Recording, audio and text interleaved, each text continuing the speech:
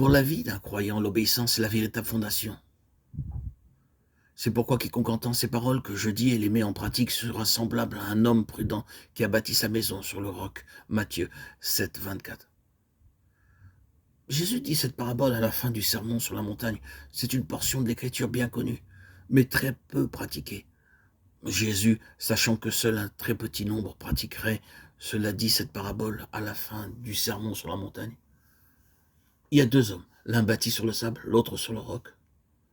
Lorsque nous voyons la fin de ces deux hommes, nous pouvons très bien conclure que celui qui a bâti sur le roc est une personne sage. La fondation est toujours cachée et non vue de l'extérieur. L'apparence extérieure des deux maisons était semblable. Elles avaient pendant un temps exactement le même aspect, parce que les fondations étaient cachées. Le secret fut révélé seulement lorsque la pluie arriva. Les flots vinrent et le vent souffla. Seulement la maison construite sur le roc résista. Celle qui était construite sur le sable s'effondra. Quelle est donc la signification du roc ici? Beaucoup d'entre nous pensent qu'il s'agit du Seigneur Jésus-Christ. Et ce n'est pas cela. C'est l'obéissance à la parole. Voilà ce que signifie le roc, l'obéissance à la parole.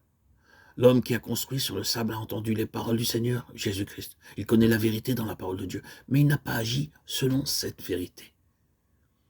C'est pourquoi Jésus le décrit comme celui qui bâtit sur le sable. Il n'a pas obéi. Il n'a pas fait selon ce qui lui était demandé. Mais par contre, l'homme qui bâtit sur le roc est celui qui connaît la parole et agit selon cette parole. Il a obéi. L'obéissance est la clé. L'obéissance à sa parole est le roc. Jésus déclare que beaucoup réaliseront leur folie pour avoir bâti sur le sable seulement le dernier jour.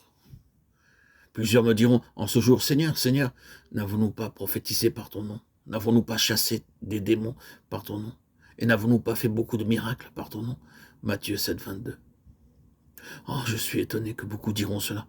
Beaucoup aujourd'hui vivent déçus, ils ne connaissent pas cela maintenant. Ils le réaliseront trop tard.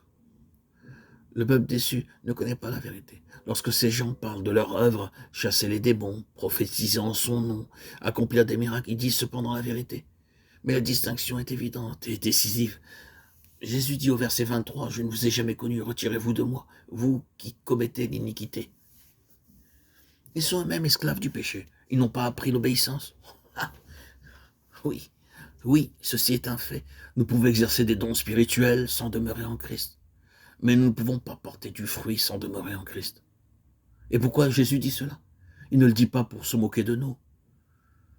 Il révèle cela afin que nous puissions être avertis avant le jour du jugement d'une part, et que d'autre part nous soyons assurés sur cette terre que nos maisons soient bien fondées sur le roc et non sur le sable. L'obéissance ne peut pas être remplacée par nos œuvres.